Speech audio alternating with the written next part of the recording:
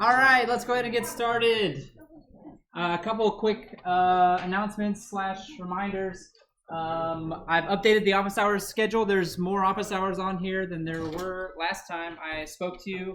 So in particular, I think it's important to point out that we've got office hours on Wednesday evenings over in the Urbauer Computer Labs. Got a couple TAs over there. So if you have any questions about the homework assignment in particular, that's a good time to go get those questions answered. I actually think that I'm going to try and get even a few more office hours added to the schedule. Probably not a lot more, but maybe 1 or 2 more sessions added to the schedule. So keep an eye on this page.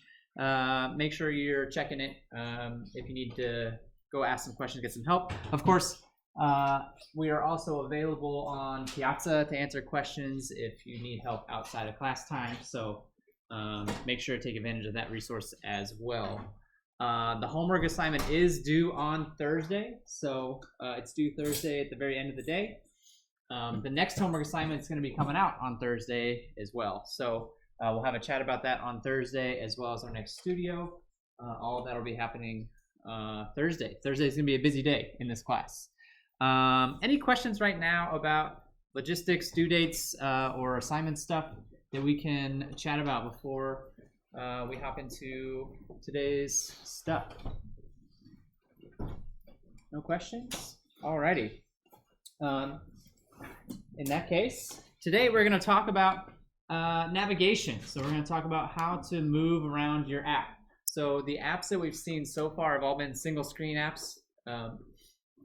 There's nowhere to go, right? It's just one screen, has some buttons on it maybe, has some text on it perhaps. Today we're going to look at multi-screen apps and a few different ways that we can actually code those up to navigate between those different screens. The first way that we're going to take a look at is using a technique called activities. We've actually been using activities. Every app has at least one activity as a part of it, but it can have more. And so we're going to take a look at a very simple app that has a couple of activities and talk about how to navigate back and forth between those two activities.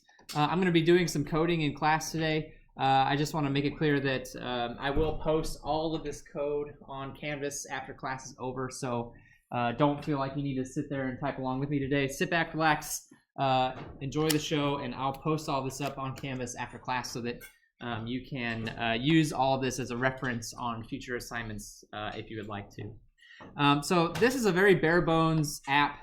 I did actually go ahead and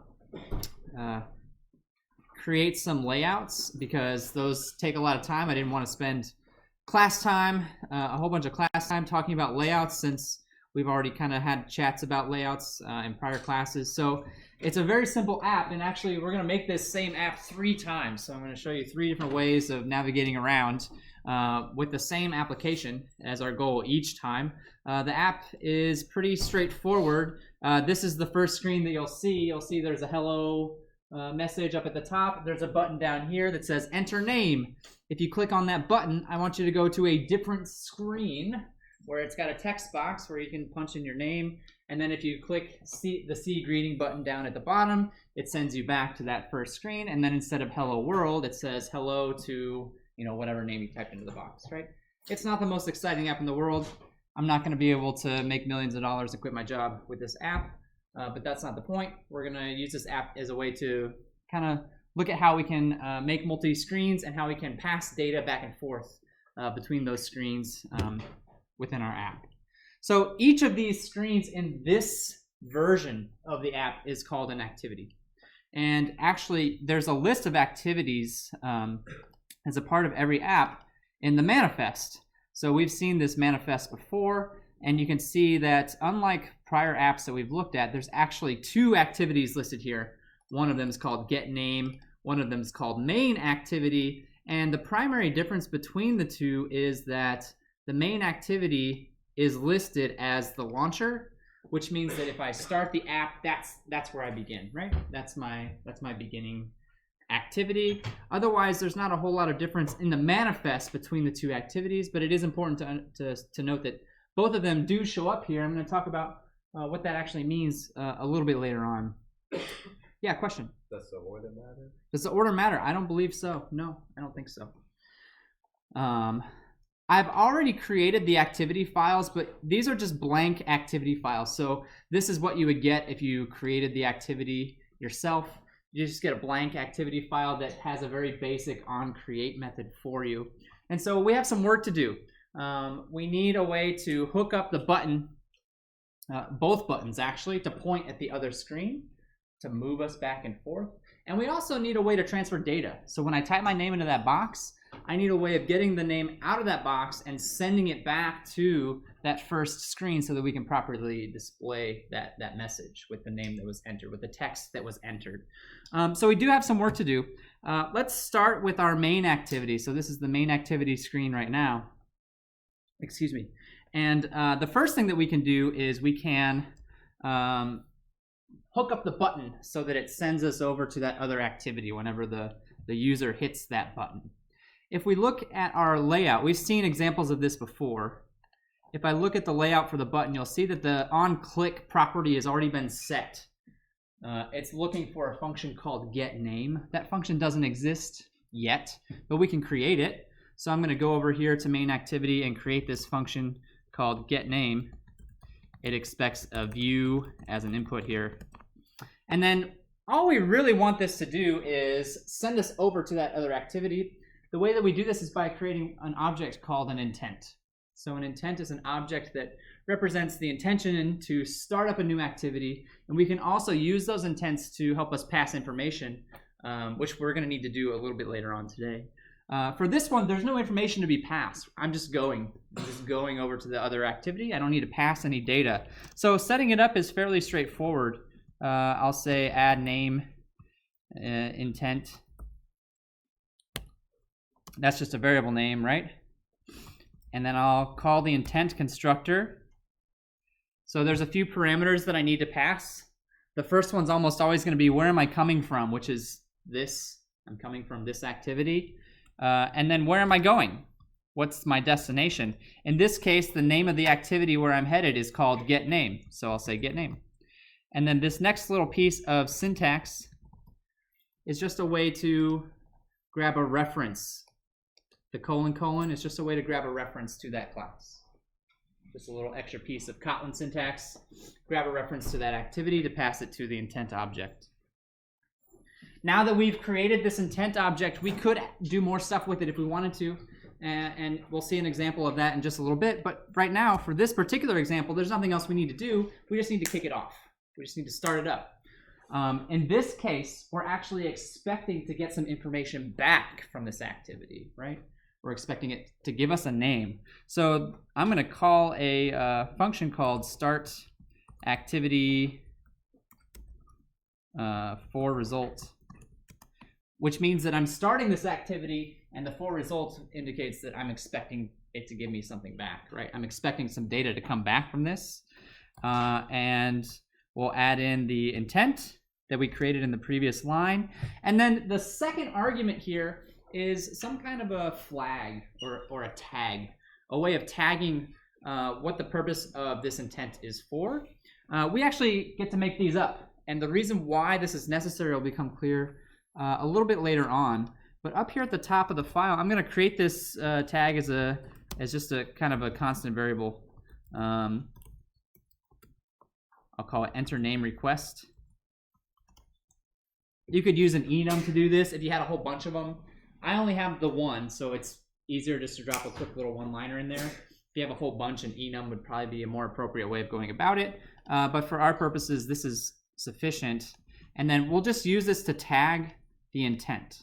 The reason why we have to do this is because it's possible to have multiple intents fired off at the same time. And so when those intents are finished up and I need to get data out of them, I need to know, all right, what was the purpose of this intent? What's the data that I need to retrieve, right? So that tag is a way for me to remember later on, okay, that's what this intent was for. This is the type of data that I need to look for out of it. And that's it. For this function, it's just those couple of lines. Create the intent and fire it off. Create the intent and tell it to go. This intent is going to start up the activity. That activity will have to add some coding to do what it needs to do a little bit later on. But eventually that activity will end, and then it will send us back to this activity, right? And once that happens, it's going to call a method that we haven't written yet, but we're about to, called onActivityResult.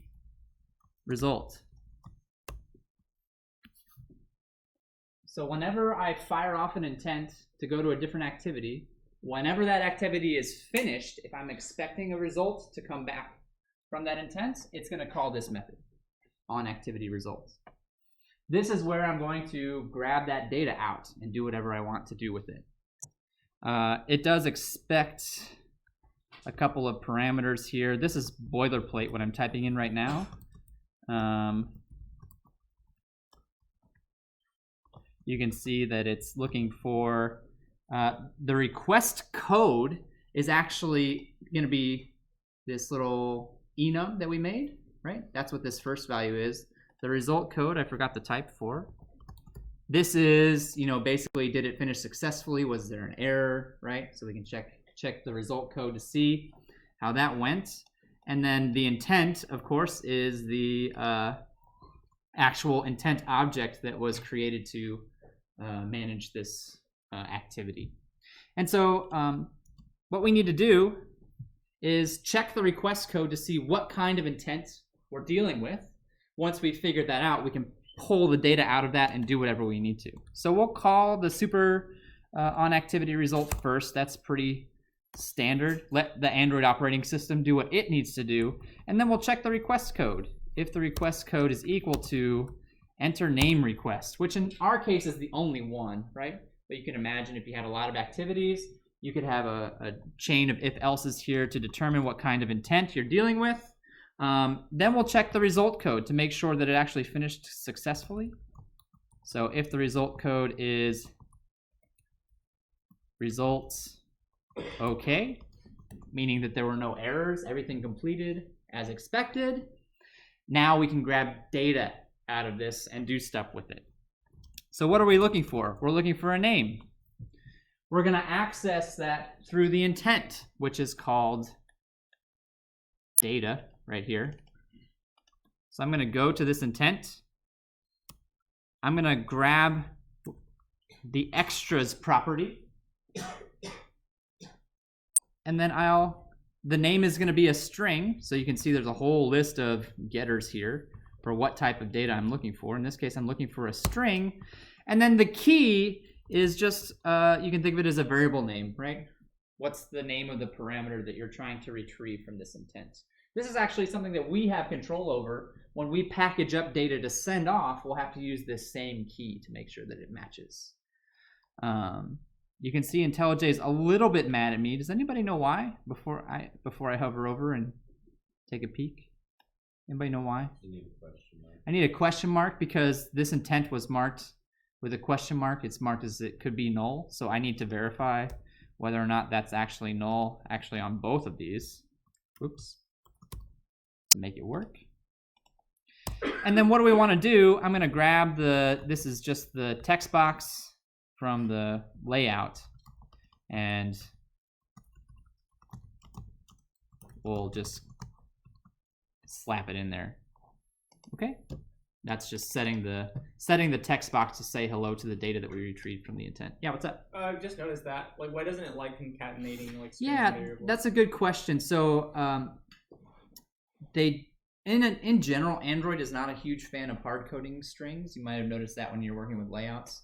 It wants you to use strings as resources. And the main argument that they give for that is because if you ever want to translate your code into various languages, it makes a lot more sense to have your strings all in one place. Then you can just translate them in place, and it will grab the appropriate ones out of the resource file instead of having to scour through all of your code to find the hard-coded strings that you've got in there and translate them over.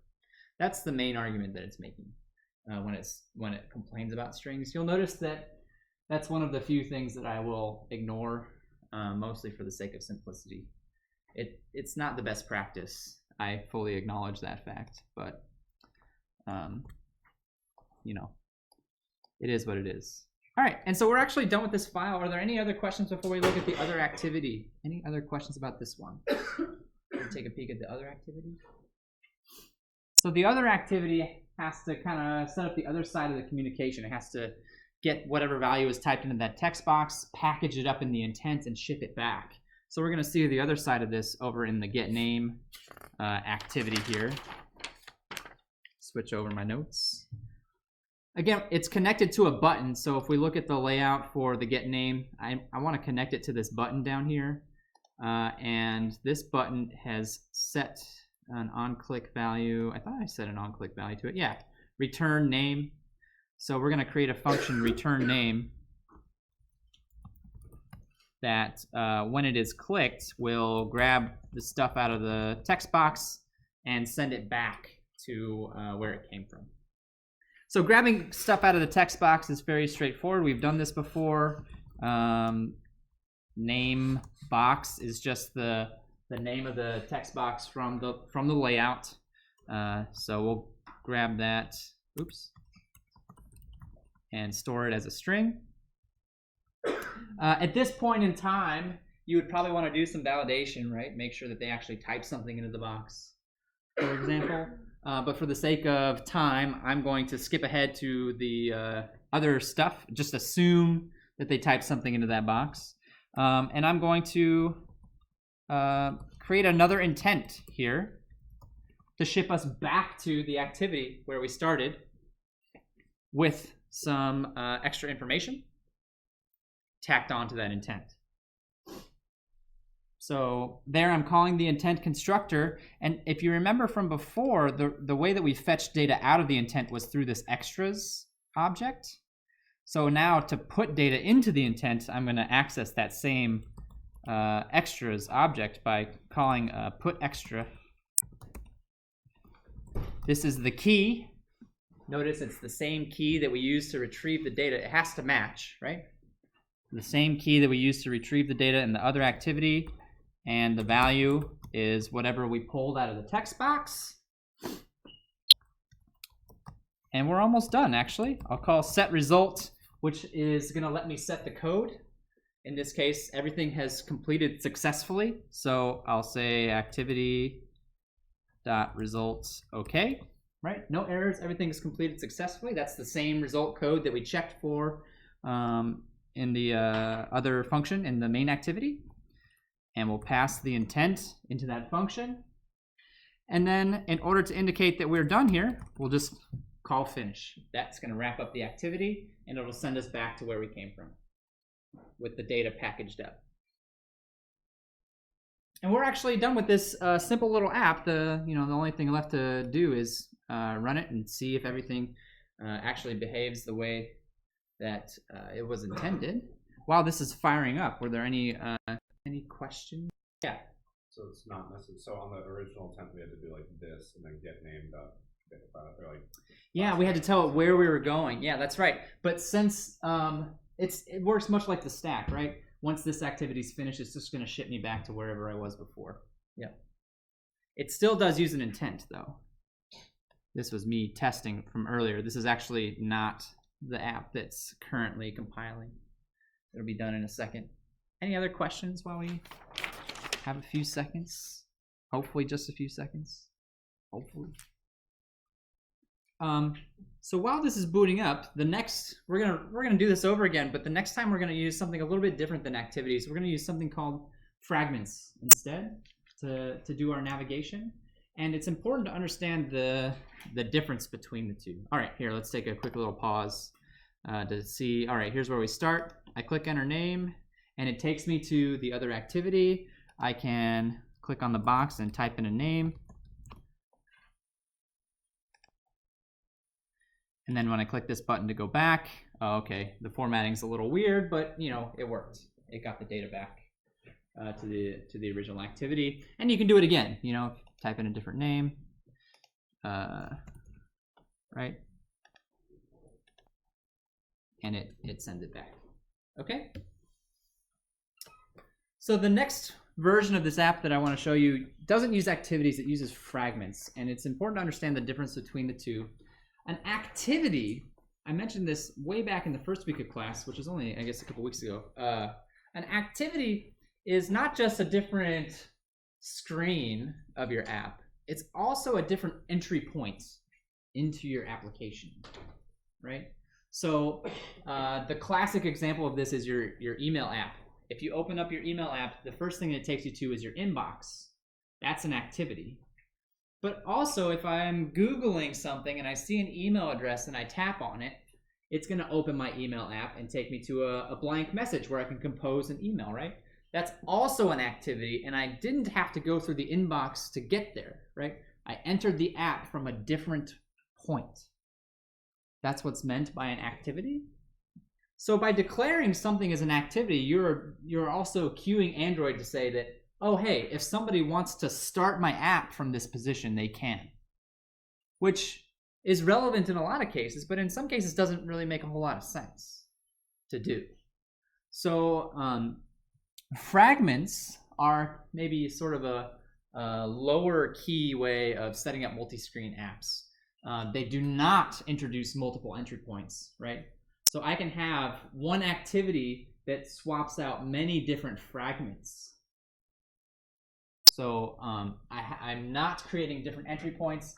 Fragments are also reusable. So the name fragment kind of implies that they're a piece of the UI, and I can reuse those fragments in many different places if I want to, as a modular piece. So fragments are actually probably the more common way of setting up multi-screen apps. Activities are also common, but fragments are probably going to be the more common way of doing it.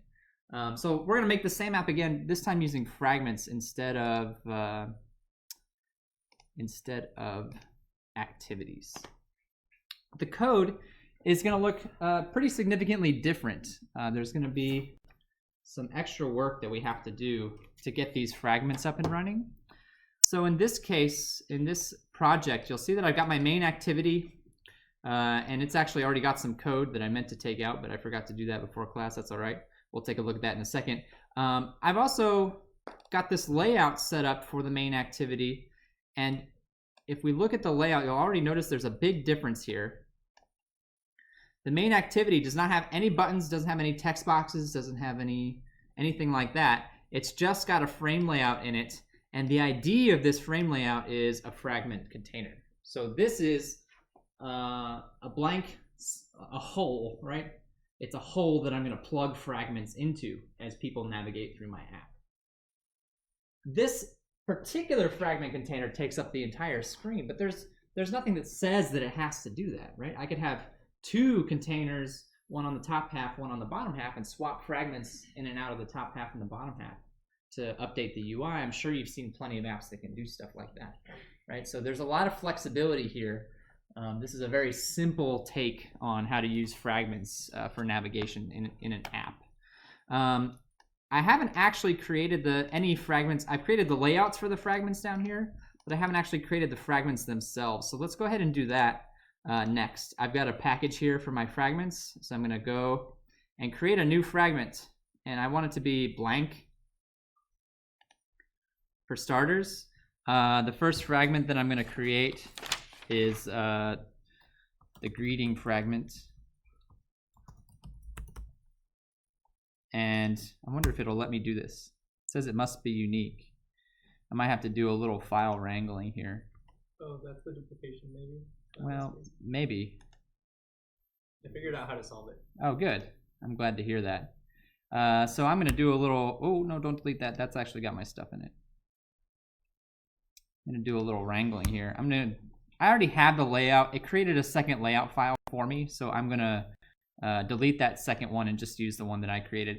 Here's the thing that bothers me a little bit about using fragments. It's a minor inconvenience. When you create a new fragment in Android Studio, it generates a ton of code. Lots and lots of code here. And it does that for a reason. This code is kind of showing off some of the things you can do with fragments. Yeah, question? I missed the part where you actually initialize a fragment, like when you click. Oh, yeah. So I right-clicked on the package. I went to New, and then there's an option for Fragment down here. And then I just chose a blank fragment from the list. So it creates a lot of kind of boilerplate-platey kind of code for you, which does have a purpose, right? And if you need it, it's kind of nice to have it there. But in this case, we don't need all of it. There's only one very small piece that we actually need. So what I end up doing a lot of the time, unfortunately, is deleting a very big chunk of this boilerplate code. I'm going to delete almost all of it. There's just one little section that I'm going to keep,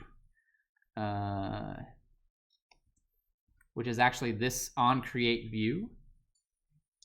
All of this other stuff is going to go away. So just be aware that if you ever do create a new fragment, which you will, don't feel obligated to, if I take that off, it'll use the layout that I have, cool. Don't feel like you're obligated to use all of that code. It's totally okay to remove it and do things the way that you want to do them. So the only code that I kept is this onCreateView function, which is one of those event handlers, right? And actually, I think that's another important difference between fragments and activities. The life cycle of a fragment is similar but slightly different than the life cycle of an activity. So for an activity, we saw those events on create, on start, on pause, right? On stop, on resume. And some of those overlap with fragments, but fragments, since they technically live inside of an activity, have a slightly different life cycle. And so this onCreateView, I believe, is an example of one of the event handlers that a fragment has that an activity actually doesn't have. And so onCreateView is basically going to fire whenever the layout has been successfully inflated, and I can now access the elements of the UI, or actually in this case, it's doing the actual inflating. Sorry, that's a better way of saying it. Doing the actual inflating of the layout to display the UI components. So we need to do kind of the same stuff that we were doing with the activities, but it's going to look a little bit different. I need to hook up those buttons to swap out the fragments now. Instead of starting an activity, I'm swapping out fragments. And the way that that works is a little bit different. And we also need to pass data still. I need to pass the name of that person from one fragment to another fragment. So the code looks a little bit different. Actually, I think one of the important things to note about fragments versus activities is, if you'll recall, in the XML for the activity example, I had an onClick property that I used to specify the function that I wanted to be called when the button was clicked, right? I had a property listed right here in the XML. And you'll notice that I don't have that here. I don't have that property set. I could set that property, but it's a little problematic to do so because Android looks for that function in the activity, not in the fragment. So if I define that function inside of my fragment code, it will not find it. It will not actually find the function that I'm trying to set. You could argue that, okay, just put the function in the activity file, and that is, a potential way of solving the problem. But if I need to access specific UI elements from the fragment, that doesn't work very well to do. So the workaround for that is to actually set the onClick behavior programmatically in the code instead of in the layout, which you can do with activities too, as a matter of fact. And so what we're going to do is override another one of these lifecycle functions. This one's called onViewCreated. So once the view has been created and set up, it's a little bit different from this one. OnCreateView is when it is actually setting up the UI. This event is going to fire once that process is finished. Once I've successfully created the UI and can now access the elements within it. So what we're going to do is we're going to manually set the behavior for the button programmatically in the code of my fragment. The name of the button is enter name, I think. Yeah, enter name. And we're going to set onClick listener. And we're going to use a lambda. This is functional programming, something that Kotlin is very encouraging of. Java also has lambdas, if you're familiar with functional programming. For those of you who aren't familiar with functional programming, it's basically giving me the ability to specify a function right here inside of an already existing function to define a set of behavior.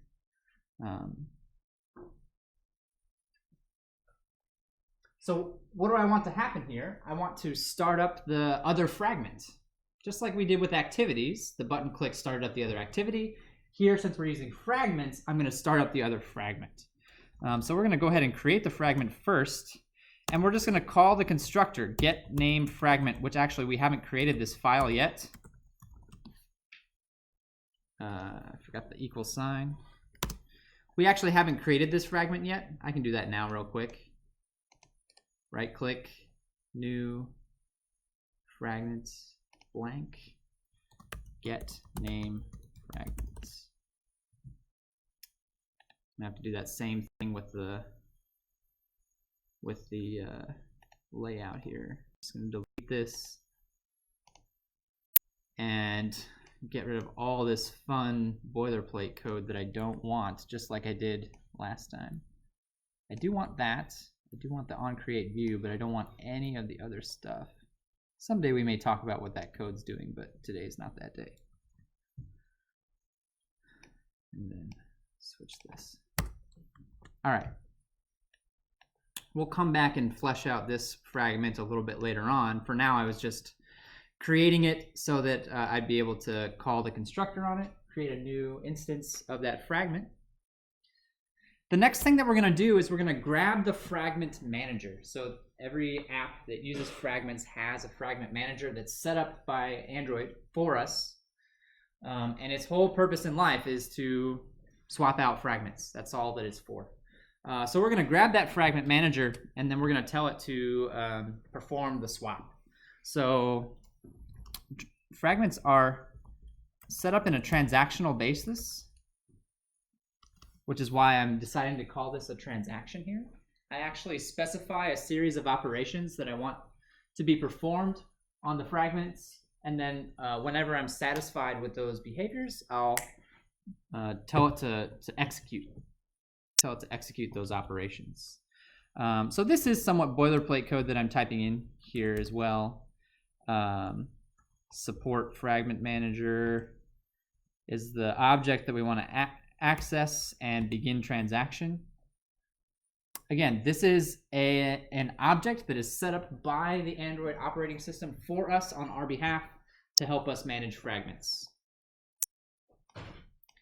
It can be null, so we need to put in, actually, this time we're not going to use the question mark. We're going to use the exclamation points, which is basically forcing it to do this thing.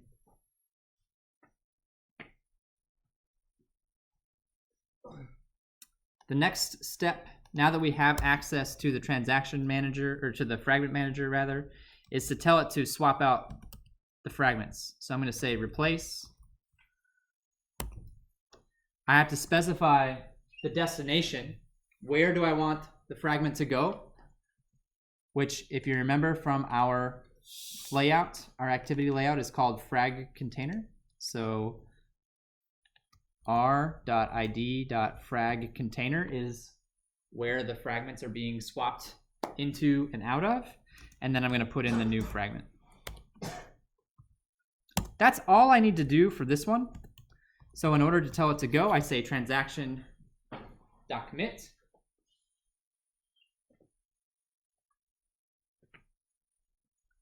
Which will perform the actual swap. That's like pressing the go button. All right, everybody with me so far? So you can see that the difference between starting up an activity and starting a fragment does look a little bit different, right? Does look a little bit different. I'm not passing any data here, so we still have to do that. We'll see an example of that on the other fragment, which we can take a look at now. Again, we can't use that onClick property in the layout, so we're going to have to set the onClick listener manually, and we're going to do it in the same. We're going to do it in the same function, the onViewCreated. If I can type, We're gonna do it in the same one.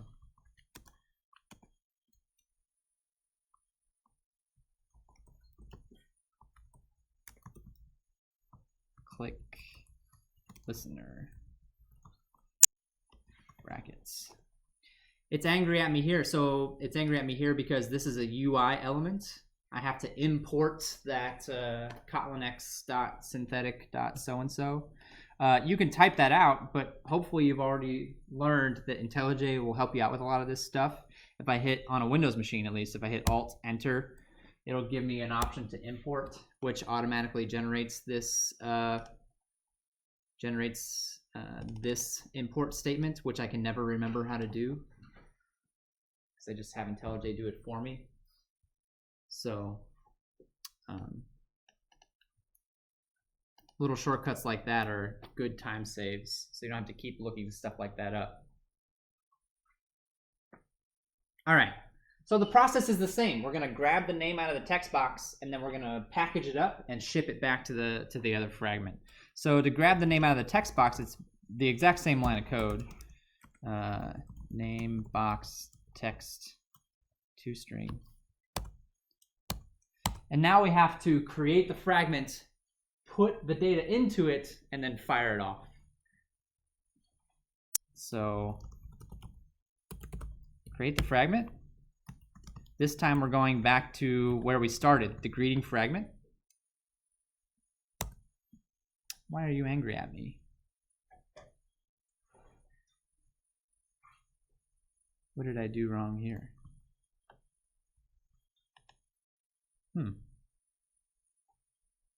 Oh, I used a colon instead of equals. That's what I did. Sorry. In order to package data in the fragment, we're going to use an object called a bundle. So I'm going to create a bundle object. And then I'm going to put the string into that bundle. There it is, put string. I use a key and a value, just like we did with the activity. So I created the bundle. I put the data that I want to send inside of the bundle. And now I'm going to attach that bundle to the fragment.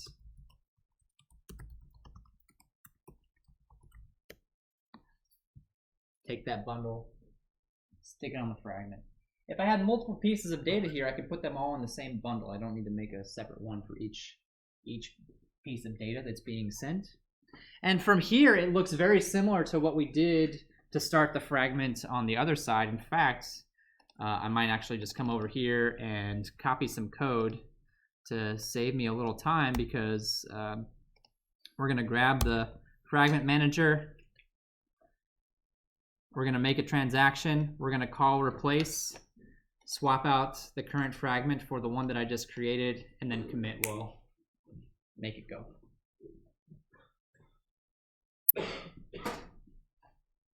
So really the only difference between these two is the addition of this bundle. Any questions so far? We've got a little bit more left to do, but any questions before we do the last little piece of this guy? So the one thing that we're missing on this side is we don't have anything that's fetching the data out. Fetching the data out of the fragment, retrieving data from the fragment to be displayed. And so if you recall, we just set this arguments property of the fragment. We just set that. So if I access the arguments property here, it should have a bundle in it. It should have a bundle. And so we'll go ahead and grab the name out of it. Stick that in a variable. We're making a big assumption here that a bundle was actually created and set. If that's not true, this line has some problems. So we're making a big assumption here. And then we'll just do the concatenation like we saw before. in the prior example.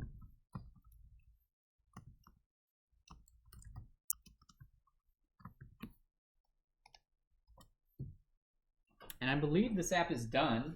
I believe it's functionally equivalent to the first app that we saw with activities. We're just using Fragments now. I'll go ahead and fire it up just so we can verify that it's actually does work.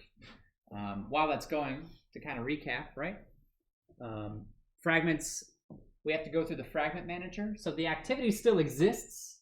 It's got a placeholder in it, and we just swap fragments into and out of that placeholder. We use the fragment manager to do that. So we go ahead and create our fragment just like we would create any object, and then we pass it to the fragment manager to perform the actual replacement.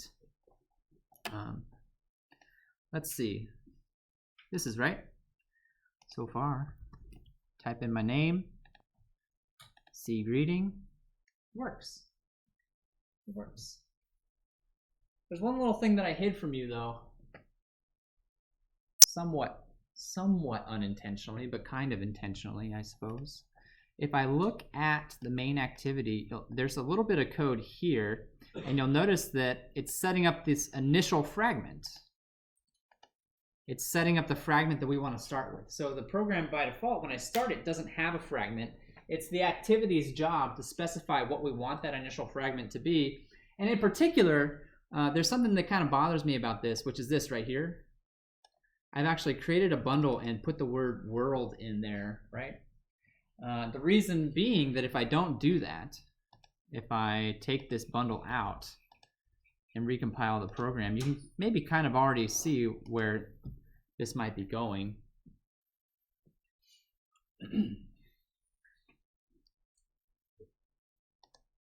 Perhaps. Hello, null. Why? Why did that happen? Why did that happen? It's a little strange.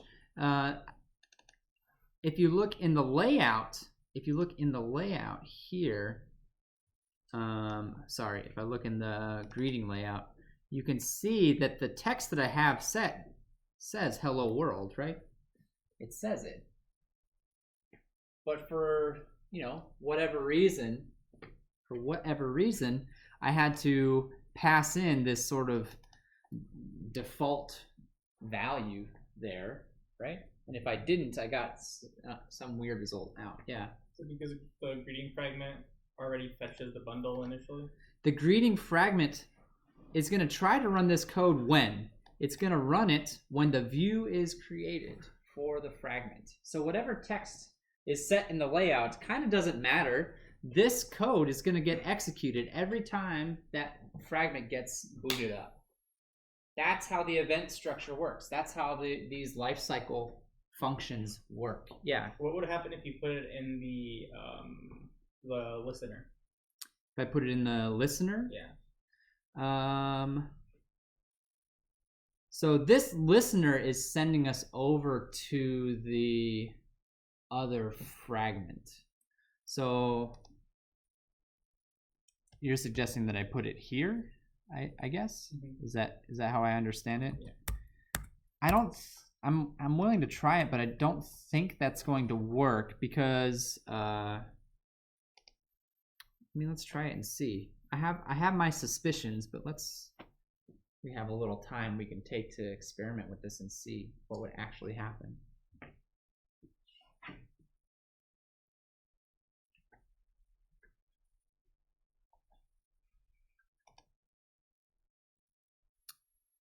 So it does say hello world. What does it still work properly? Let's see. Yeah, that's kind of what I was afraid of. Once we call commit here, it swaps the fragments out. If this code does get run, which I think maybe it probably does get run, it's too late because over here we're creating a brand new fragment. So if it does execute, it's executing on the old fragment, not the new one. Yeah, it's just a little bit too late. So it kind of fixes one problem, but not the other problem that we had. It did fix the null but it also broke the functionality of the. I mean, the other thing that we could do is we could say, all right, you know, is this guy null? Is arguments null? Do I have a bundle there, right? Or not? That's a little problematic too. If you don't create a bundle object and attach it to the fragment, the operating system will just create a blank one by default and put it in. So checking for null also doesn't quite work. So what you could maybe consider doing is checking the name, right? Checking try to get the name out of the arguments, and then check this value in particular. Is that value, does it exist? Is it null? What is it? And then proceed on from there as another potential fix. Or, I mean, as much as this kind of makes me cringe a little bit, it's not the worst thing in the world. It's just 3 lines to tack on a default value there. You could argue that it's unnecessary, and I don't disagree with you, but you know. All right. So we're gonna do this one more time. I know you guys are probably getting sick of this app, but I've got one more way of showing you how to set up navigation. Before I do that, any questions about what we've done so far? We've seen activities, we've seen fragments. Actually, the third way is also going to use fragments, but it's going to use a brand new way of working with fragments. This did not exist, or I think technically it did exist the last time I taught the class, but it was not. It was still in a very unpolished form. It was still in a beta form. So in the last few months or so, Android has released a new way of handling navigation in your apps. Have any of you done iPhone development before at all? A couple people? So if you're 1 or 2, if you're developing stuff on an iPhone, you can do stuff programmatically if you want to, but the iPhone editing environment also gives you a nice little visual screen that you can use to see all the different screens of your app and then connect them together, right? And up until recently, Android has not had anything like that. But recently, in order to compete with Apple, they came out with their own version of that tool. And I have to be honest with you, it's still a little rough around the edges in my opinion, but it is new, and I do think that it will become more popular over time, and we're kind of at a point now where we get to see firsthand what it looks like and give it a try, and can also provide feedback and hopefully make it a little bit better. So I wanted to show you an example of this new navigation tool that they've got as the last example of this. Full disclosure, this is a brand new tool, so you know this is maybe the 2nd or 3rd time I have ever even used it. I don't have a ton of experience with it. Nobody does. It just came out in October or November of last year, I want to say. It hasn't officially been out very long at all. In order to get set up with it, there's some stuff that you have to do first. So in your Gradle files, you have to add in a couple of things. First, this is just basically setting a variable. That's Gradle's way of setting a variable for the navigation library, version 2.2.0, which is the most recent stable release. And then these are the actual pieces of code that will, download and set up the navigation tools as part of your project. So if you want to use this new tool, you do have to include these lines of code. This last one is actually something a little bit different, which I'll talk about in a few moments. But to actually use the navigation stuff, it's these 2 lines of code right here. And there may be another one in the other Gradle file as well, if memory serves. Yeah, there is. There's another line here, this guy right here, to include. Although that's actually for the second piece, not the first piece that I'm going to show you. So once you've included those lines in your Gradle files, that's going to give you access to the navigation tools. And the way that you have to set it up is I'm going to create a new navigation resource. So we've talked about resources. We haven't actually really created many resources except for layouts. Layouts are resources. We're going to create a new navigation resource. So I'm going to go to new, and then I'm looking for resource file right up here at the top. All right. I'm going to give this a name. I'm going to call it nav graph. And then in the resource type, I'm going to select navigation. If you don't have your Gradle file set up to use that library, that option isn't even going to show up. It's not going to be available to you. That's part of the functionality that gets added by incorporating that stuff into your Gradle file. So I'm going to select the navigation tool. I'm going to hit OK. And here is the fancy new navigation tool. The way that it works is you need to have destinations. Those are basically screens of your app, right? And then once you have those screens, you can set up actions between two screens. There is still a little bit of work that you have to do on the coding end as well, but this does reduce the amount of boilerplate stuff that you have to do to a degree, as I will hopefully show you as we piece together this app. So one of the things that you can do, or the first thing you need to do, is you need to have some destinations. If you already have some activities and some fragments created as part of your app, they'll show up over here. You can see the only activity that I have is the activity main that's over here. I don't have the fragments in here yet, so I can click this button to add a new destination, create new destination, and it offers to create a fragment for me. And so I'm going to try to recreate those two fragments from the past example as closely as possible. Fragments, it's going to stick a 2 on the end. I'm going to have to do that same trick with the layout. It's also going to do that same thing that I was telling you about before. Even though I created it through the navigation editor, it still sticks in all this fun boilerplate code that I need to delete. So that's kind of frustrating. I get tired of doing this, but I know it's not that bad. There are worse things in life than having to delete boilerplate code, I suppose. Like having to write boilerplate code. Arguably worse. And I already have the layouts in here, so I don't need the new layout either. I'm just going to go ahead and delete that. And then I'm going to repeat that process again for, you can see, all right, preview unavailable is a little scary, but anyway, I'm going to create another one for the GetName fragment.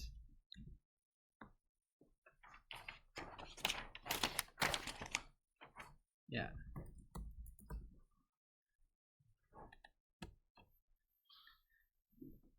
And I have to do the same thing, unfortunately. Ditch all this boilerplate garbage.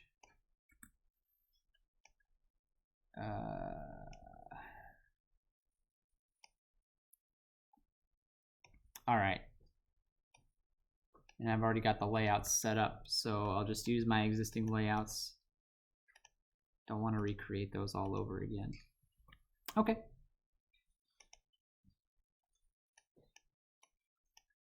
So now I've got these set up, right? And I've got these two destinations set up in my app, right? So the next thing that I can do is I can create an action. And if you remember, I mean, it's not a hard app. I'm sure you do remember. They point at each other. The first screen goes to the second screen. The second screen allows you to go back to the first screen. So I can click this little circle from the greeting fragment and drag it over here to the GetName fragment. It puts up a little arrow, and then I can do the same thing in reverse from the GetName fragment back to the greeting fragment. It draws an arrow back. So that indicates that there are now actions, those are called actions, pointing between the two fragments. Also, too, another thing to point out is that this greeting fragment has a little home indicator set up next to it. So you can specify which one is your home fragment by clicking the home button up here. If I want this to be the first one that gets fired up, right? I can specify that. So where do I want my starting one to be? Which fragment goes first? Okay. I'm a little confused why the preview is not available. These layouts are okay, yeah. When I was going through this, it was able to actually show me the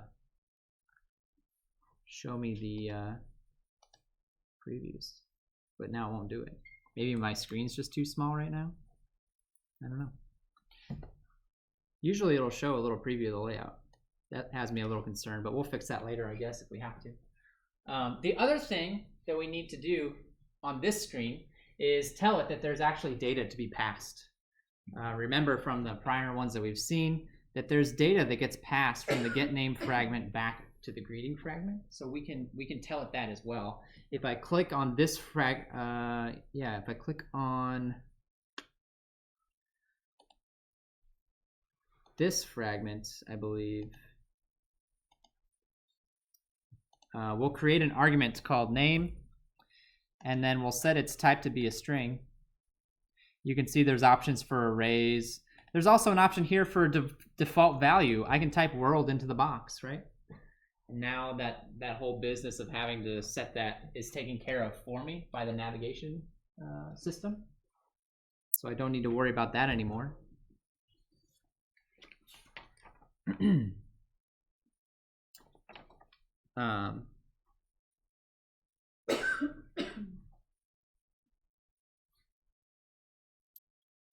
then I hit add, and it shows me, all right, cool. I've got an argument coming into this fragment called name. It'll be set to world by default if somebody doesn't change it to be something else. And as far as this simple little basic app goes, this is all we really need to do to set up the on this screen. There is some code that we have to write now, and I'll show you how that code looks in just a moment. Before we navigate away from here, though, it should be noted that like the layouts, these are all set up. Oh, this might be why it wasn't able to show me a preview.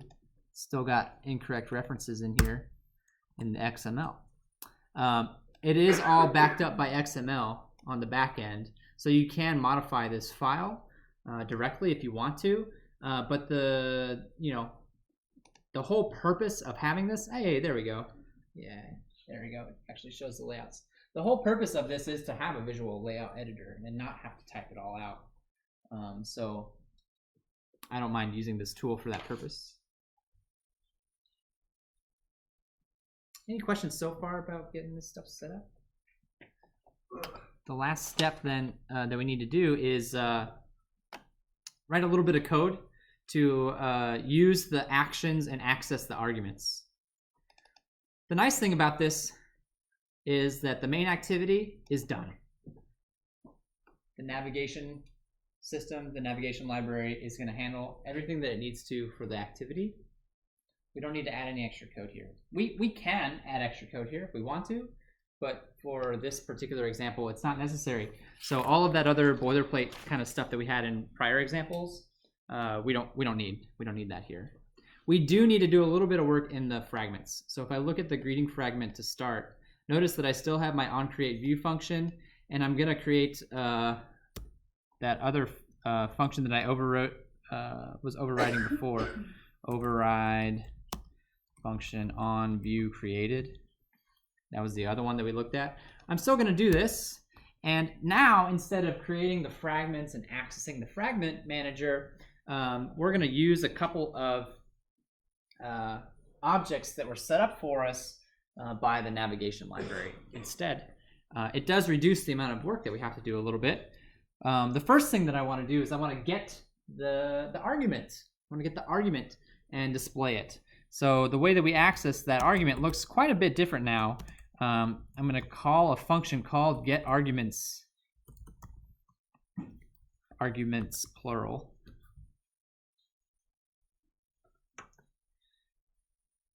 And then we're going to do a little Kotlin syntax here. Has anybody seen this let keyword before as they've been working on assignments or exercises or other things? Anybody familiar with what the let keyword does? It's a little shortcut. The let keyword is functionally equivalent to saying if getArguments is not equal to null. It checks whatever's on the left side here, make sure that it's not null. If it isn't null, it'll do whatever's inside of the brackets. If it is null, then it'll just skip it.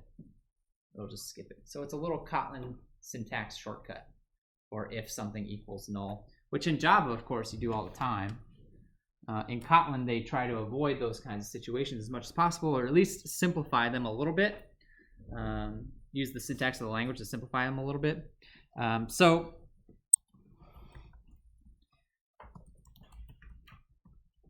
one of the things that happens when we use this new navigation library is that if I set up an argument for a fragment, it's going to create a class for me. The name of the class is going to be the same as the fragment with the word args on the back, and that's how I'm going to access the arguments that were set up. This is, again, an object, a type that's been created for me automatically by the navigation library from bundle it.name. So what is it? Sounds like something similar to this. Actually, the answer you can see is right up top. If getArguments is not null, I can access it through this variable called it. That's another part of the let syntax, right? Check to see if it's null or not. If it's not null, I can access it through it. It basically creates a little variable for me to use to access that data. So getArguments returns a bundle. Same kind of bundle that we saw with the fragments exercise, the last one that we did. I can grab that bundle. I can access the name property from it, which is the argument that I want. This is probably upset because I need to import it. So I'll use that little, I need to import something. Did I type it in wrong? Greeting fragments args. What imports do I have up here? Let me check my list real quick. The one that I think that I need is, I'm not sure why it won't do it for me, but the one that I think that I need is this one. Navigation dot fragments dot nav args. No? Not that one, huh? All right, let me try this other one then.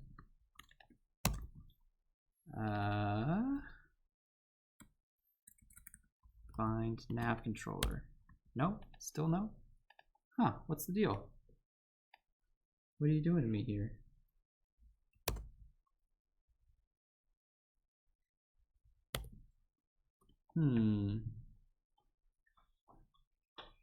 I got my wires crossed apparently.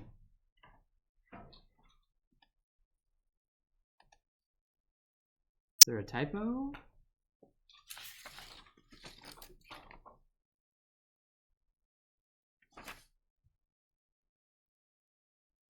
Did it call it like 2 or something?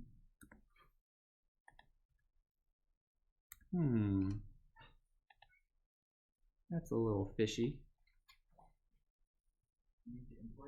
I tried, yeah. I think I do, and I tried, but it didn't work. You can see it's telling me that these aren't used. So I'm a little confused by that as well.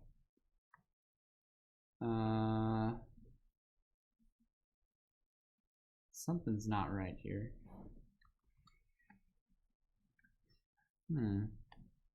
Things were going far too smoothly today. I was expecting this application to blow up in my face a lot sooner than it did, so I'm actually thankful that I made it this far, if we're being entirely honest.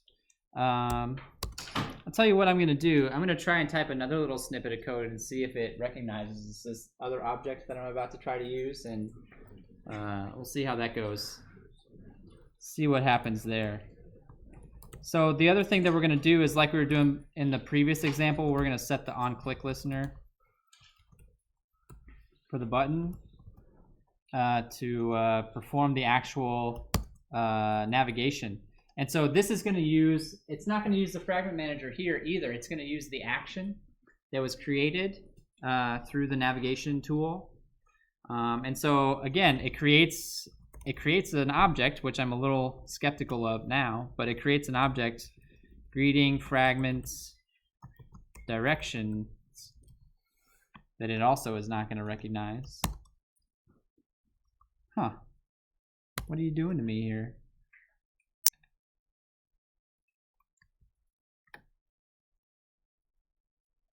What are you doing to me here? I must be missing an import or something. Let me check my Gradle and see if Gradle is synced. It looks like it's okay. That one is. Doesn't tell me that I should sync it. Interesting.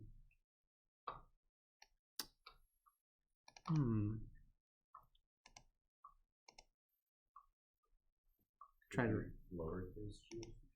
Lowercase g on the greeting? The ID. I'm sorry? The ID, if you go back to the nav tab. Oh, is it It's lowercase? lowercase g.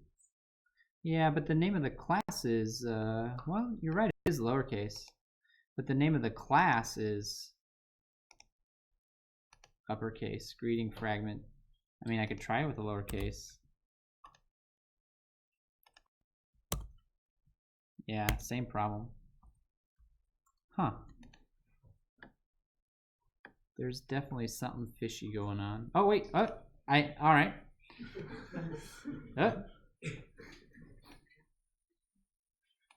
Okay. It's working now. So I rebuilt the project. I guess I just needed to build it and let the nav graph actually generate those objects for me. That's my best guess. It is guess. Yeah. Magic. At least we can proceed. The point still stands. It's supposed to generate these objects for you. One for accessing the arguments, and then get the directions objects, what you use to access the actions, which are telling where you want to go. So action, and this, look at this mouthful of a term. Action greeting fragment to get name fragment. Very descriptive, right? But holy crap, that's a long name. If you don't like that, which I totally don't disagree with you, you have actions over here, right? So if you really want to, you can come in here. I thought you could change the name, but it's grayed out. It won't let you do it. It's grayed out. Oh well, I tried. That's a beast of a name, but you're never gonna be unclear about what that actually is. And then we're gonna the final thing that we're gonna do, find nav controller dot navigate action. So think about what this means. Instead of building a fragment, specifying where I want that fragment to go, using the fragment manager to perform the replacement, I've already defined all of that stuff ahead of time, so that in the code now, I access the action and I tell that action to execute, and it's already coded up for me elsewhere. I don't have to specify any of that detail anymore. I don't have to specify that it's going to go in this particular fragment location anymore. It's been done for me. It's all been handled for me by the navigation library. So it does reduce the amount of code that you have to write to actually execute these transitions and manipulate arguments. The only other thing we have to do is code up the other side, which is going to look very similar to the side that we just coded up. I'll override the same one on create view, or on view created rather, sorry. And we'll set the on click listener one final time. Wonder if I'm gonna have that same issue with the objects. We're about to find out. Oops, I'm missing a set.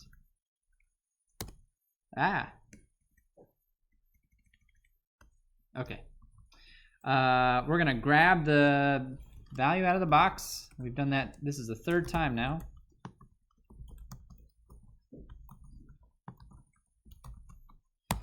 And this time we just need to put the argument into the action and ship it off. So action equals get name. It recognizes it. Get name fragment directions. That's that object that's created for us. Action get name. There's another beast, right? This time it's expecting an argument. So I'm going to put in input name as the argument. It's expecting an argument value there for that action to go to that fragment, and then find nav controller dot navigate action, and we're done. So this app actually has, you know, significantly reduced code, not just in the fragments but also the activity, which is, I think, one of the main arguments for using the new navigation manager tool, is that it abstracts a lot of that detail out of your programmatic code and packs it all into these XML files instead, right? And then you can use simple API calls to tell it to go, and it just looks up where to go and goes without you having to provide the information at runtime. So I don't know how y'all feel about this tool. I kind of have mixed feelings about it. I'm trying not to be too sour on it, but I also do see some advantages of using it as well. I personally don't have a preference one way or the other what you choose to use on your upcoming assignments. I got to be honest with you, this is probably the last time you're going to see me use this tool in class. Probably. It's not impossible that I'll use it again, but probably going to be one of the last times that I use this tool in class. But I think part of being a programmer is experimenting a little bit, finding what works for you, finding what you like, what you don't like, and I highly, highly encourage you to play around with this and see if it's something that suits you. And again, you're more than welcome to use it on future assignments if you would like. The one thing that I guess I'll follow up on that with is that my TAs are probably going to be even less familiar with this tool than I am. So they will be very familiar with using fragments in the first form that I showed you. They'll be very familiar with that. They'll be very ready to help you debug those kinds of problems. I'm sure they will also be willing to help you debug these kinds of problems as well. They just might take a little bit more time and effort. So just be prepared for that if that's a road that you decide to go down. But it's your decision. That's your decision to make, and I encourage you to experiment, think about it, and make the choices that suit you the best. Questions? Yeah. Which steps do we? Which steps is reduced from this? Yeah. Yeah, great question. So the main activity is significantly reduced. There was some boilerplate code to set up the initial fragment that is now gone, right? So that's one example. And then actually firing off the fragments is also reduced a little bit. If you're counting lines of code, it's not reduced that much, but it is reduced a little bit. And I think this example is probably also not the greatest example for showing off the capabilities of this new library. If you had a very large app with a whole bunch of different screens and many different destinations to go to, I think that's really where you would start to see the advantages of this library as opposed to coding it all out manually. I do think you can still see some advantages even with this small example. I do think that there's less code here when it comes to setting up the fragments and starting them up. Although you could also make the counter argument that a lot of that code just gets shipped into this XML file instead. Is that a good thing? Is that a bad thing? You're all smart people. Form some opinions. Have some arguments. That's what programming is all about, right?